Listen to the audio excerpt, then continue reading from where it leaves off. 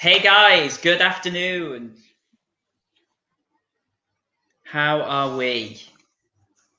Michelle, how are you? Good afternoon, everyone. I'm not too bad. It's 3 p.m. on a Friday afternoon.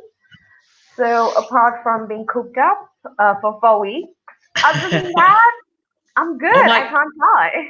oh my God, has it really been 4 weeks of this It already? has.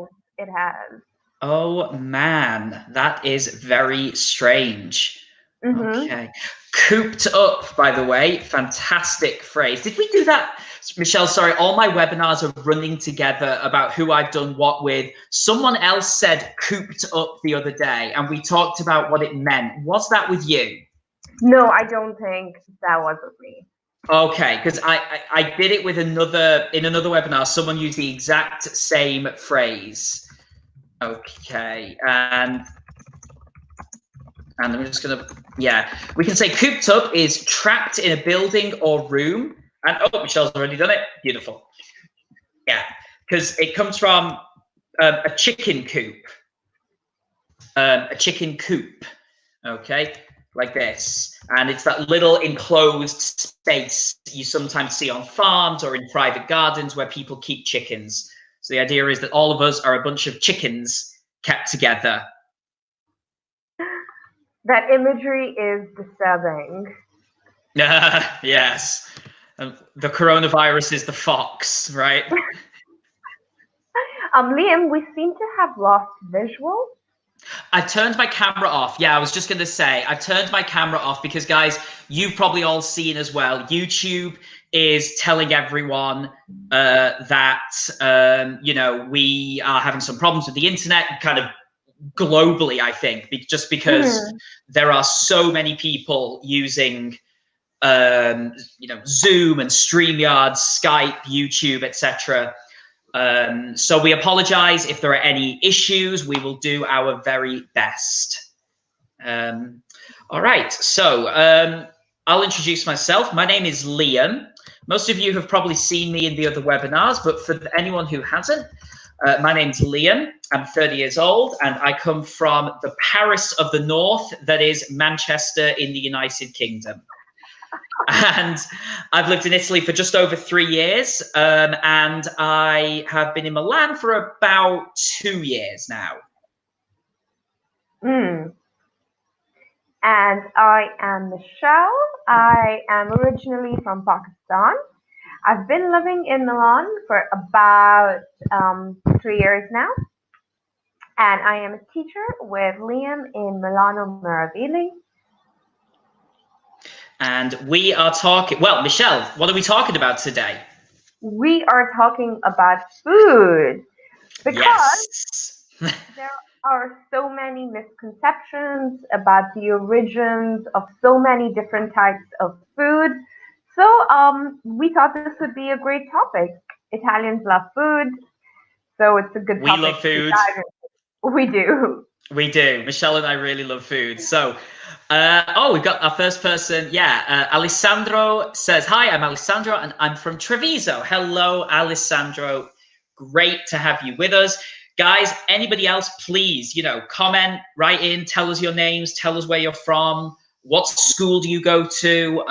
We always want to know where you guys are from. People are already. This is great. Giovanni, hello, I'm Giovanni and I'm from Bologna. Hello, Giovanni. And Mary, hi, I'm Mary from Naples. Ooh, good mix. Mhm. Very good.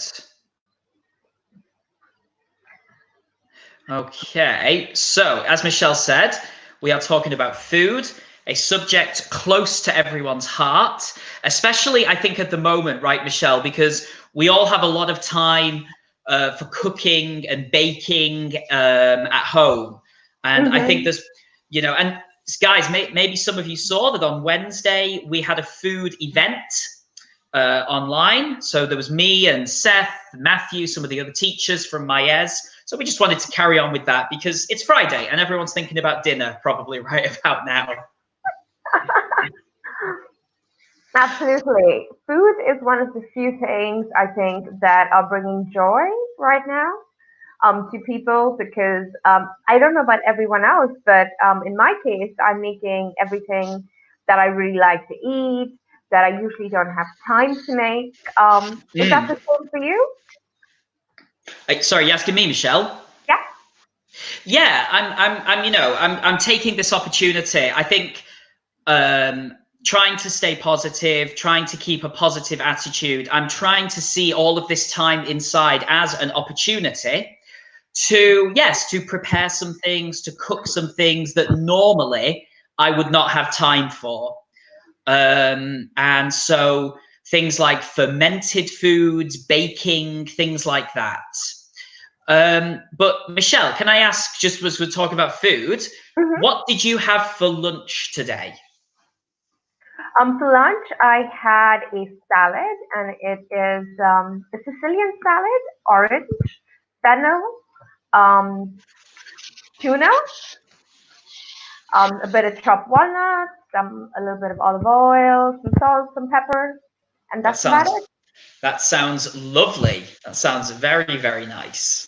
Very That good. is And my lunch, choice of lunch. What about you? really, is that your go-to? In winters, yeah. Ah, okay. For your general health. Yeah, I enjoy eating salads in the afternoon because I feel if I eat a heavy meal, I feel really sluggish during the Ah, afternoon, and I hit like this low point at 4 o'clock, which we mm. call the afternoon slump.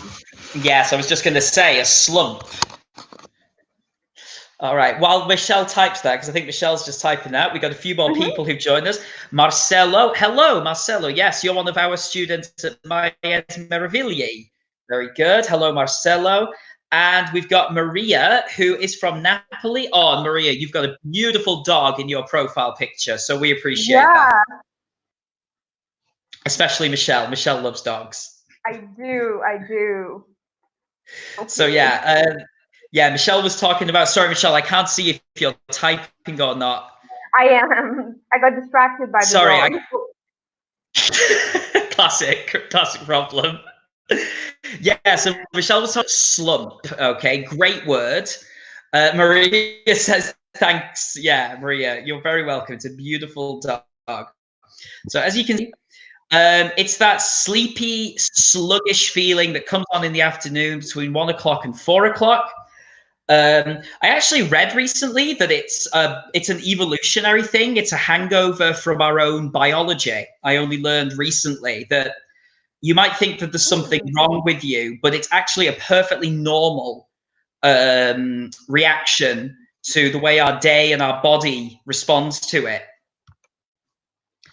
It's, That's interesting. yeah, I read a book recently about sleep, and he said, don't worry, it's perfectly normal. All right. Mm. So, history of food. Okay, so let's bring this up. So, Michelle, what are we talking about today? Today, we are going to take part in a food quiz, which is a lot of fun. It's about the origins of different types of food. We are going to talk about tapas, and we are going to talk about some more food origins. We are, and we're going to ignore that it looked like somebody was trying to join in as a teacher in our lesson just then. I don't know what happened then. We'll ignore. We'll just skip right past that. Okay, but before the quiz, guys, let's talk food. Okay, Mm. so we expect there to be a lot of lively discussion. Okay, so please do join in the conversation. So, first question. What are the most famous dishes from your region or country? Which is your favorite? And what is it made from? So, famous Mm. dishes. So, Michelle, I mean, while the guys type in, because it might take a while for some answers to come through, Hmm. maybe you and I can talk about this. Absolutely. Is there a famous dish from Manchester? Because I don't know, so I'm curious. So there is a famous dish from Manchester, not the city itself, but very close by. There is a dish known as, in English, it is called black pudding. Okay. And black pudding is a blood sausage made from pig's blood, from pork. Now, many countries around the world have variations on this. Blood sausages, basically where you find pigs, you will find some kind of sausage that uses the blood of the animal. But yeah, it's a sausage made, the principal ingredient is pig's blood, and you mix it with other things like sometimes oats or rice and some seasoning like salt and pepper and maybe some spices. And it actually has a protected status under the European Union, in fact.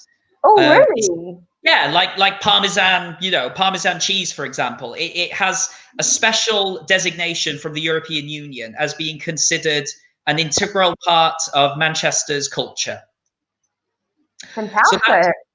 And then from the country, I mean, there's some typical ones. Everyone's familiar with things like the English breakfast, the big breakfast that we sometimes have of fried eggs, sausages, bacon, beans, mushrooms, etc. Fish and chips is another very famous British one. Those would be two that I could think of. Michelle, what about you? You're from Pakistan, and in particular, though, from Karachi. What's famous in Karachi? What are you known for? In Karachi, we do a really good biryani. But apart from that, it's a special kind of biryani, and it's called a Sindhi biryani. It's a spicier version of the regular biryani. I like the sound of that. It's pretty good. And my city in particular is famous for rolls, we call them. So basically, they're pieces of flatbread, like you would call it a piadina. But imagine one made with ghee, basically a naan or a paratha. So something made with ghee. And then you have chicken boti, which is basically marinated and slow cooked pieces of chicken, cubes of chicken, topped with the most amazing sauces. So that's the good stuff. So Michelle, forgive me, because I'm doing what all people do, is I'm comparing it to what I know already. Is it a little bit like something like a shawarma? Yes, something like that, except in the shawarma, you have like a huge rack of lamb and you kind of slice off pieces from a large piece of meat. But these are just cubes of chicken, which have been marinated for 24 hours and then slow cooked and then put together in this little sauce. There's some garlic sauce, there's a little tahini. It's very nice. Tahini, really? Lots of toppings, so you can go wild for them. I'm salivating. It's ridiculous. So good. Sounds ridiculously good. All right. Good. Okay, we've got some people, as we predicted, lots of contributions here. Okay, Maria with the beautiful dog says, in Naples, the most famous dish is pizza, and it's made from flour and what? Yeah, I mean, pretty much. I mean, pizza it's so strange, isn't it? It's so good, but it is literally a flatbread with some tomato sauce on it. Absolutely. Very good. If you go to Naples, you got to have a pizza. It's on my list. I've not been to Naples yet, but it's on my list. Alessandro says, most famous dishes in Veneto are fegato. Yes, that's liver. So in English, Alessandro, fegato is liver. Risi e bisi, I think is that rice and, is it with peas? I'm not sure. Alessandro, you might have to help us there. So you've given us the Italian names for some of them. And risotto with radicchio, very good. And sausages. Yeah, all good stuff. All good stuff. People don't appreciate things like fegato as much anymore, but they should. They should.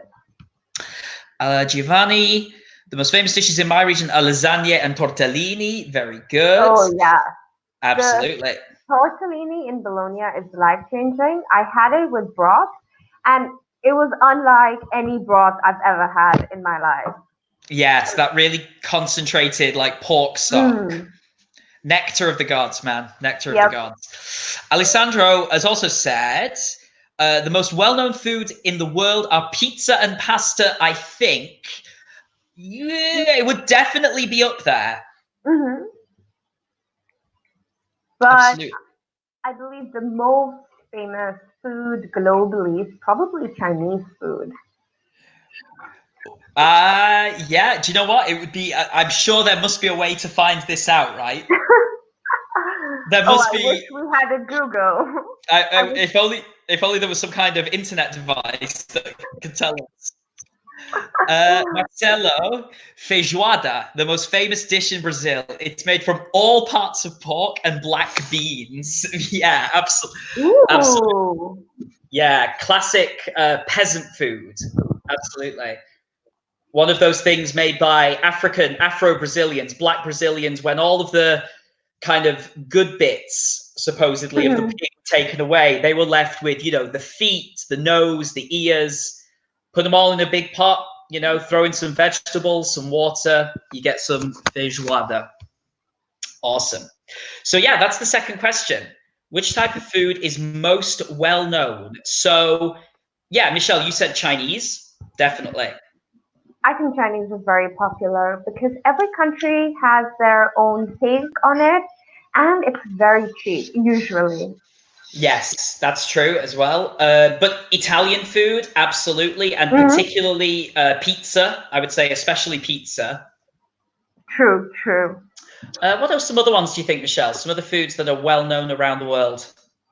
I think Indian food is quite famous as well. Yes, very good. Marcelo, yeah, the hamburger. It's yeah. I mean, Yeah, kind, if you think, thanks to places like McDonald's and Burger King, and I suppose the hamburger is yeah. would definitely be one. What else? I mean, other types of food. Vietnamese food is really popular. Yeah, absolutely. Because I think now that people are more and more health conscious, I Hmm. think, because Vietnamese food is very light, very flavorful, very healthy. Sushi, Mm, I think we're seeing that more and more, aren't we? absolutely. But Milan does sushi particularly well. I don't think any sushi is done as well anywhere else. In terms of it's affordable and it's good quality as well. Yeah. Mary. Oh, this is a good one. Fried chicken. Yes. Good one. And Michelle, that noise is exactly what I was Mm. thinking. Fried chicken. I mean, no, I mean, absolutely. I think it's true, Mary, because if I think there are so many different cultures that have their own version of, Hmm. taking a chicken, mixing it with some flour and some seasoning and frying it in oil. So many different cultures do this in different ways. True, true. The Africans do it, the Italians do it, the Indians do it, the The Chinese do it. Japanese, yeah, Hmm. Japanese. It's especially in the United States, in the South, the hot chicken, the spicy chicken. It was. Mm. It's as somebody once said: the moment humans learned how to walk on two legs, the chicken was dead. Somebody once said that. That have a chicken is the animal that is most clearly designed to be eaten. Is what somebody once said about the chicken. This is true. I have often thought that about chickens, like they were made to be eaten. Do you think, Michelle? Like that's why they that's why they exist.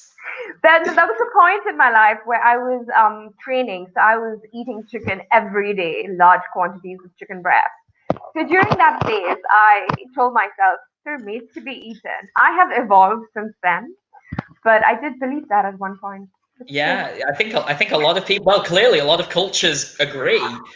Um, Maria's also saying the potato. Yeah, yes, Mm, absolutely. I mean, as the and so many cultures have incorporated it, haven't they?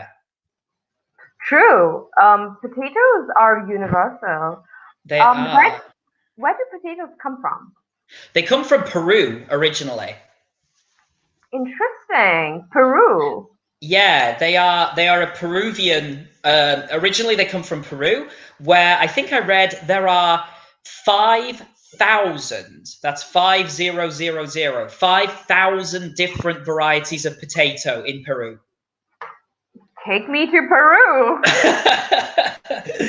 But yeah, it's so strange to think, because if you think of countries in Europe, for example, like say Ireland or Poland or Russia or Ukraine, where potatoes are so important, it's strange to imagine that before Christopher Columbus went to America, we didn't have potatoes.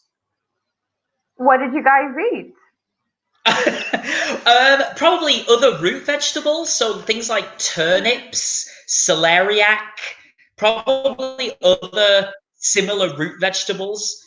And I think that's why when the potato arrived, it was quick because it was pretty simple. It grows in quite easy. You don't need to have special conditions to grow it, for example. But yeah, it's very strange. It's like the tomato. Again, before tomatoes are a Mexican fruit. So again, before Columbus went to Mexico, before Columbus went to the Americas, no tomatoes. It's strange to imagine. There was no coffee in Brazil. There was no paprika in Hungary. There was no chocolate in Europe. All of these things happened before Columbus went to America. Very strange. That is disturbing. It's so strange to think about how different food is. Okay, third question. I'm almost Sophie, originally from the Arab world, from Yemen. Is the other way around. Sorry, yeah, it might have been the sound. Sorry, I said it's the other way around. There was no coffee in Brazil before. Sorry.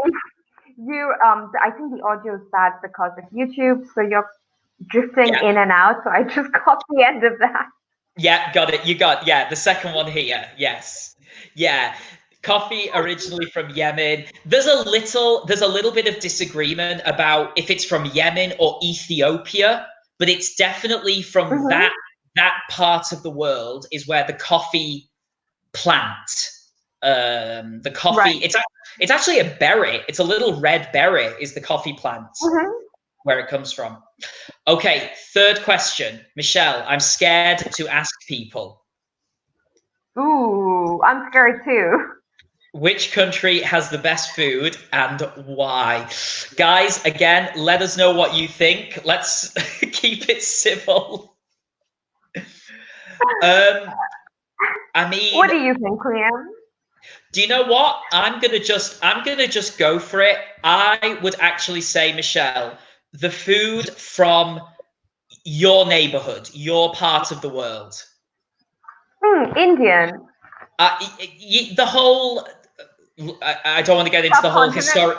Yeah, I don't want to get into the whole, Britain maiming and dismembering a whole part of the world thing. But if we can group together, let's say India, Pakistan, Bangladesh, Sri Lanka, I would say I think that is, for me, it's the best food just because of the variety of different things you can get. It's the best country in the world for bread, in my opinion. Again, I know that's a controversial thing to say, but I'll take a paratha over a baguette any day. And I think it's the food that I find myself craving, that I find myself wanting the most. I just think, if you want meat food, if you want seafood, if you want vegetarian food, you can satisfy anything you want in a delicious way. We have our students writing in. We have Alessandro who agrees with you, and he thinks Indian food is really delicious because it is, remember, because it is spicy and tasty, but also Italian food because he's patriotic.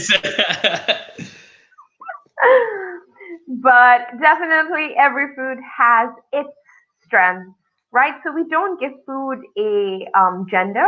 We just say it's. Yeah, it's neutral.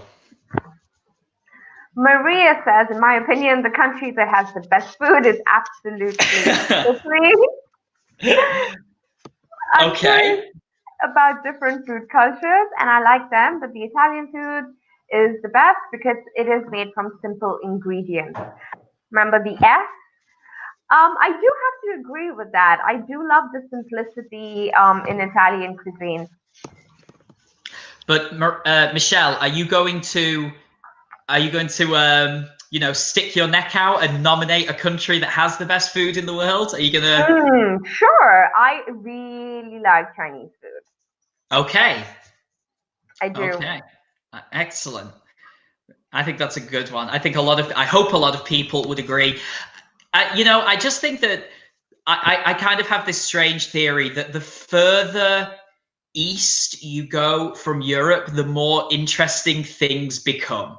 That's my very simplistic geographical way of thinking about it. Because I love food Well, also from Thailand and Vietnam as well, for example. I think when it comes to food, that is true because the further west and the further north you go, food becomes a little more simplistic, a little less complex. The flavors are a little dull, Yeah, but bland as well. Oh, that sorry, I think we just cut out for a second. Sorry, yeah. No, no, it's true. yeah. So and as we go, Uh, okay, sorry, we've got a bit of lag, guys. Sorry, Michelle and I are accidentally talking over each other, I think. yeah. Okay, should we just move on then? Yeah, absolutely. All right. So this part now, guys. This is our quiz. Okay. So you guys can just have a look at these. There are 5 questions, multiple choice. Very simply, you just tell us the number of the question and tell us what you think the answer is. And this is to tell if you are a foodie. Now, this is quite a new word. Michelle, are you a foodie? Definitely. I thought so. And Liam is definitely a foodie as well. How would you describe a foodie? Who is a foodie?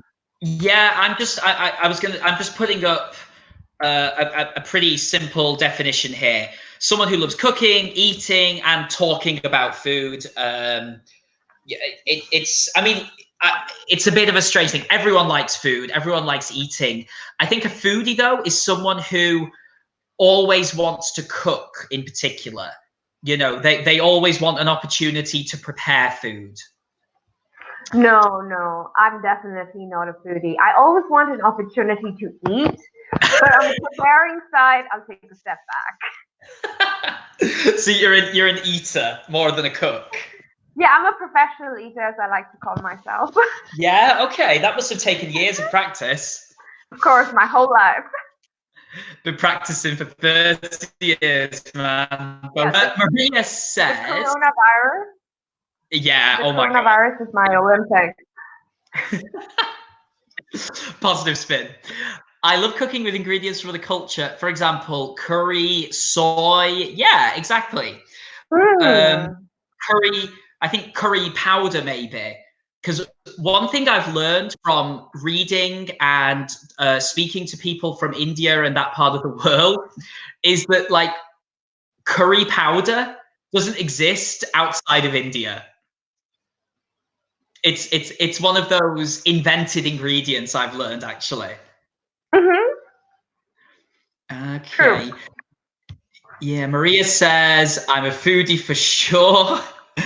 My boyfriend says that I'm sick about food because I'm always thinking about food and about lunch and dinner. Not Maria, you are not sick. That is a perfectly normal thing to be. Mary, I'm not a foodie then. When it comes to cooking, I'm a total mess. Good, Mary. Great use of the word mess. I love that. Mm-hmm. Very natural. I love that.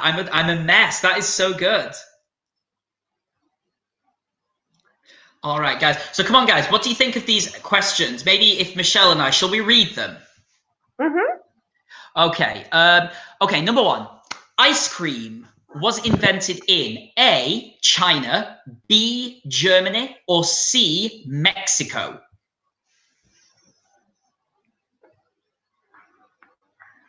What do you guys think the answer is? Okay, and then we'll just maybe actually, because I think it's taking a while for people's answers to come through. Maybe we'll just read through all of them and then, yeah. What? So B, Michelle. Sorry, I don't know if you can hear me. Okay, I could hear you now. Sorry, you broke up. Yeah. Sorry. Okay, should I read number 2? Sure. The English muffin was first baked in A, the USA, B, France, C, England. Okay. Question 3. When carrots were first grown, they were A, orange, B, purple, and C, green. Chocolate was first made by A, Belgians, B, Italians, C, Aztecs. And finally, question 5. French fries were created in A, Belgium, B, France, or C, England. Excellent. And we've got lots of people chiming in with their answers. So I think the easiest thing to do, rather than go through them all individually, is we'll just bring them up here. So ice cream was invented in, we can see here. Okay, so I'll read this first one. The correct answer is A. Ice cream was invented in China. It was made by mixing rice and milk to create a syrup that was then frozen. Awesome. Genius. All right, genius. Yeah, Michelle, you want to take this next one? Absolutely. 2, the correct answer is A. The English muffin was actually baked in the USA before it was brought to England. Very good. I do love an English muffin. I do really. I think my mum has sent me some. My mum's created a little UK care package that she's sending over with some crumpets, some muffins, and some Marmite. Very important. No scones? Where's the clotted cream? I'm not sure. We're a bit worried about how long it will take. So dairy wasn't an option, unfortunately. I did think about it though. C. Correct answer is B. Carrots were originally purple, but the orange carrot was cultivated because it tasted much better than the purple variety. 4, the correct answer is C. Chocolate was originally made as a drink by Aztecs and Mayans from South America. Very good. And the last one. Correct answer is A. French fries were created in Belgium and then made their way to France. So there you go, guys. The surprising origins of many of our most popular and well-known foods.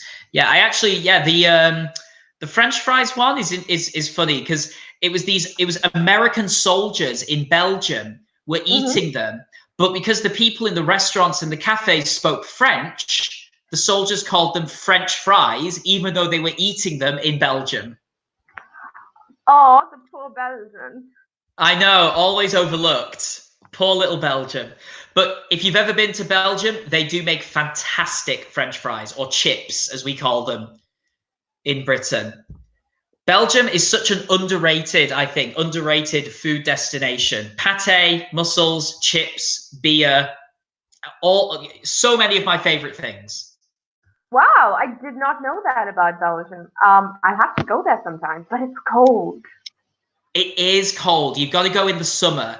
But honestly, but also, Michelle, I know you're not a big fan of the cold, but some of those little Belgian medieval towns like Bruges in the winter are very beautiful.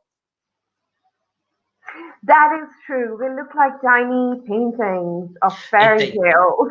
They do. And if you're cold, you can just go into a pub and have some delicious, delicious beer or some of the best hot chocolate you have ever had in your life. Okay, so the minute the coronavirus lifts, that's where I'm going. I'm telling you, Belgium, really underrated food destination. Good cheese, good chocolate, good bread, good beer. Lots of good things in Belgium. I'm a big fan. All right. If we just go to the next part now. Okay. So I think before we start this one, we need to explain the title of this one, don't we, Michelle? A staple food. A staple food. Yeah. So what would we say? What would be a good way to describe that, Michelle? I would call a staple food is a food item which is eaten regularly and in large quantities by the middle of a population. So it's part of a standard diet. Yes, that's a perfect way. In fact, I'm deleting what I was originally typing and stealing your definition. So yeah, it was. Yeah, we said it's like it's the basic food, isn't it? It's the base foundation food that you know, eaten regularly by the majority. I like that. Eaten regularly by the majority of people. Like the Italians have pasta, the Indians have wheat, so they make the piadina, and the Asians, the Orientals have rice, which they eat a lot.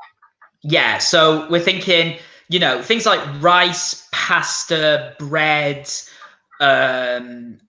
potatoes, those things that I don't know. It's that idea of, you know, if you didn't have anything, you would have this at the very minimum. Right. And I think one of the requirements of a staple food is that it has to be affordable. So it's something that's cheap, that doesn't cost too much. Yep, totally. And any of you who know the history of the French Revolution know that one of the big things that kicked all that off was an increase in the price of bread. Even more recently in Egypt, 2011, the revolution in Egypt, that was a big part of that was bread prices going up. Okay, so staple food, and the staple food we're talking about today is the staple food of Italy, and that is pasta. Okay, how about Michelle, do you want to read the first half of this and I'll read the second half? Sure, I'll read right up to China and then you could read the rest. Sure. Okay. Pasta is eaten all over the world, but where was it first eaten? When most people think of pasta, it is immediately associated with Italy. But some would argue that pasta was, in fact, brought to Italy by Marco Polo in 1295, when he returned from China. Okay. Before that, it had been eaten by the Chinese as early as 3000 BC. But what the Chinese had created were actually rice noodles. They were similar to pasta, but were made using rice flour instead of wheat. Another popular theory is that pasta was introduced after Sicily had been invaded by Arabs in the 9th century AD. Wherever it came from, pasta has become a staple on tables around the world. Fantastic. So guys, if you've got any questions about any of the vocabulary in that, please let us know. Michelle, had you heard either of these theories about the origins of pasta before? I had, because I come from not the Middle East, but Asia, which is, you know, the Middle East is next door. So it's Middle East adjacent.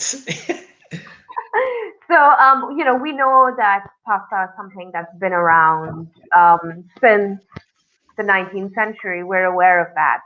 But I've never actually thought of the Arabs bringing pasta to Italy. I've heard that Marco Polo brought pasta to Italy. That's the version I've heard.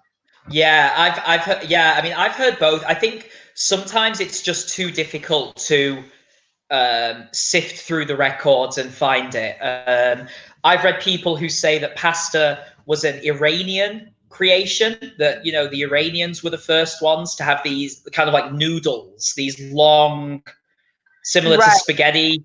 They eat pasta in Greece. They eat pasta in Croatia. You know, it's. I think it's just an impossible question. Okay, guys. So what we want you to do now, if you don't have any questions about the vocabulary, is can you find the passives in this paragraph? Okay. So maybe we can just do a little. Michelle, maybe it's a good idea to do a quick recap on passives. Absolutely.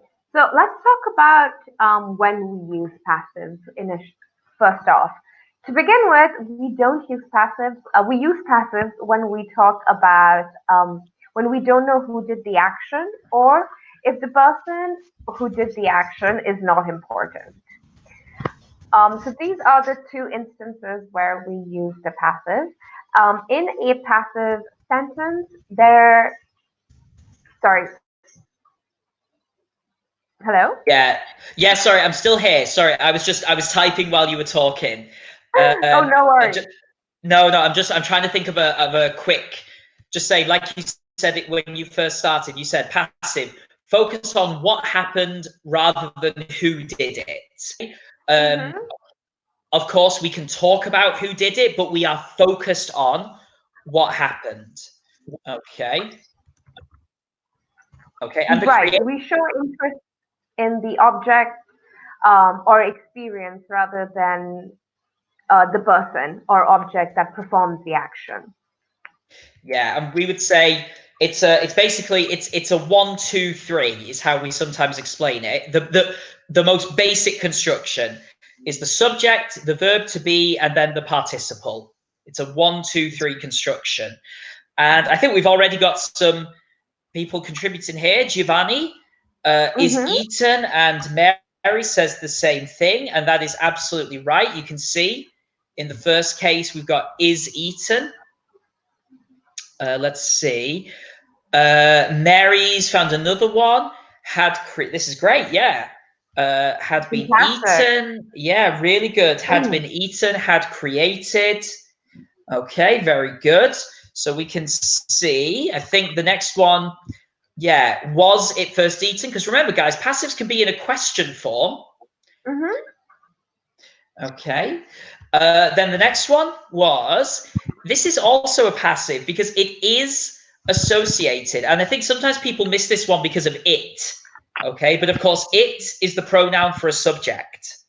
So we can still say it is associated. Next one we've got here. Also, this one, guys, was brought as well. Pasta was, in fact, brought. Okay. Just give a second. When we're constructing the passive, you can put an adverb or you could put a discourse marker in between the verb to be and the past participle. And that would still make it a passive, such as it is immediately associated. Nice. Yeah, very absolutely. And I think sometimes it throws people a bit, doesn't it, Michelle? When they, finding them in sentences is a bit difficult instead of looking at them just as example. I'm using my hands here, even though I'm off camera and I don't know why. But do you know what I mean? That sometimes locating them is a bit harder. Absolutely. But Marcelo, yeah, well done. Yeah, and yeah, we've got had been eaten, were made. Okay, very good. Was introduced. I think Mary said what the Chinese had created, but now that, Mary, that looks like a passive, but Chinese had created is past perfect, but it's active. Okay, because the Chinese created it. So we have in that sentence, okay, Chinese created noodles. So that one looks very similar, Mary, but that's an active sentence because the Chinese created the noodles. The passive version of that would be the noodles had been created by the Chinese. There you go. There you go. Perfect. But apart from that, Everyone, well done. Everybody did really, really well there. And as we said, that final question, why are they passive? Because we're interested in the story, the process of what happened with this food, for example. Mm-hmm. Okay. I think we've got about 4 or 5 minutes left. What we're going to ask you to do here, guys, again, you can just type in here is, okay, can you use these words here to create passive questions? Okay, can you use these questions? Okay, because passives can be in a question form as well. So take a look. Okay, it may be something really simple. Maybe you just have to add the verb to be, and that's literally it. But I think we've got 5 sentences, yeah, where we need to figure out which one, how to create a passive.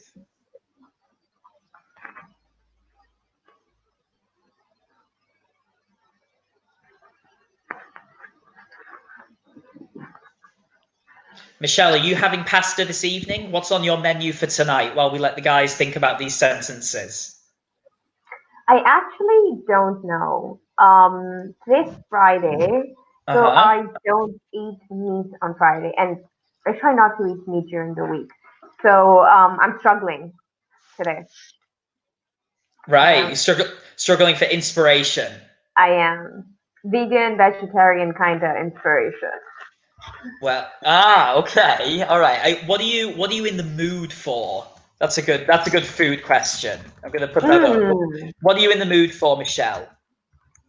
mm, something healthy but spicy. Something healthy but spicy. Okay, sounds. I don't know. Vietnamese. It's hard to make though. Sometimes it's hard to make well. It's Hmm. And also, I need to think about something that I can make with the things I have at home because I haven't really got time for the grocery store today. Yeah, shopping is a luxury. Absolutely. I'm checking the queue of people outside my apartment because we can see it Right. going right around the whole block to get into Whoa. Esselunga. Yeah. Yeah. They're tough times all around. Tough times. Um, okay, now I'm not sure if again maybe it's just because of the traffic. Maybe everyone's answers are going to come flying through in a minute, but Hmm. maybe we'll just bring these up.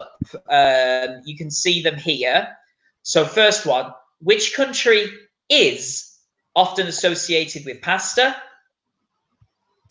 This next one, okay, says what food was created by the Chinese in 3000 BC? Next one, where was pasta created? Which part of Italy was invaded by the Arabs in the 9th century AD? And where is pasta eaten today? Okay, so again, I'm sure everyone's answers are going to come streaming through in a moment, and I'm sure you're all right. So we'll just give it like 10 seconds or something before we start to think about, we'll have to think about saying goodbye, unfortunately, soon, because we're running out of time. Hmm.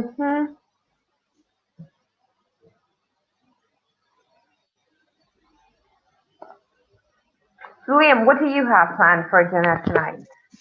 Tonight is Anna and I still need to decide, but we are thinking either, we're keeping it simple tonight, we're either going to have risotto or pasta. Okay. Because tomorrow night we are treating ourselves and we're going to have some Japanese food from a place, we're going to have some Japanese food delivered Ooh, nice. because we wanted something. And again, sometimes with Japanese food, you want something that sometimes is hard to replicate at home. It's hard to do it well. Sometimes if you don't have True. access to the ingredients. True. At one point, Jack and I decided to make sushi, but then we gave up and we made sushi burritos. Yes. Also, because like if you look at real sushi recipes, it is a bit like day 3. You know, Yeah, after you've marinated your rice for 2 days in rice vinegar and washed each individual grain, and All Yeah, it's a right. bit much. It's a labor of love. Okay, guys, I'm sorry. We're going to have to bring things to a close there. But as we predicted, people are absolutely, where is pasta eaten? Which country is associated? Really good. Thank you so much for being with us today. We've really enjoyed it. I'm sure we're all hungry. Guys, keep an eye out online for upcoming events. There's webinars running every day except Sunday. So yeah, and in the meantime, stay safe, and hopefully things will start to come back to normal before too long. Thanks for joining us, guys. It was great that you participated. We love it when you guys take part in the lessons. It makes it so much more interesting.